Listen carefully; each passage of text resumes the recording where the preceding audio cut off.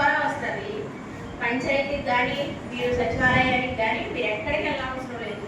ఆ చనిపోయిన వ్యక్తి యొక్క బ్యాంక్ అకౌంట్ నెంబర్ ఉన్న ఆయన బ్యాంక్ అకౌంట్ నెంబర్ ఒక్కొక్కసారి కనపడదు. ఎందుకంటే చనిపోయిన వ్యక్తి బ్యాంక్ అకౌంట్ బుక్ ఎక్కడో పెట్టేసి ఉంటారు, ఏం ప్రూఫ్స్ ఉండవు. కానీ ఆయన ఆధార్ కార్డు మన దగ్గర ఉంటుంది కదా, ఏదో ఒక రూపంలో చిన్న నెంబర్ అన్నా దొరుకుతుంది, ఆధార్ నెంబర్.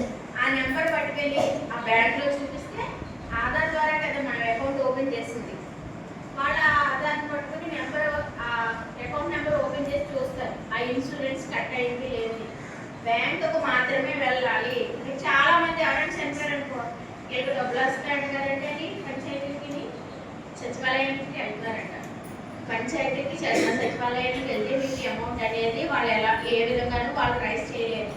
మీరు వెళ్ళవలసిన మీ చేత తంబ వేయించుకుని ఆ ఇన్సూరెన్స్ ఫామ్ అది క్లెయిమ్ చేసేస్తున్నారు. మీకు ఆటోమేటిక్గా అది రెన్యువల్ అయిపోతుంది. మీరు అనుకుంటున్నారు 20 రూపాయలు కట్ అయిపోతుంది, 40 రూపాయలు 36 రూపాయలు కట్ అయిపోతుంది, మాకు ఎదుగుది తీసేయాలి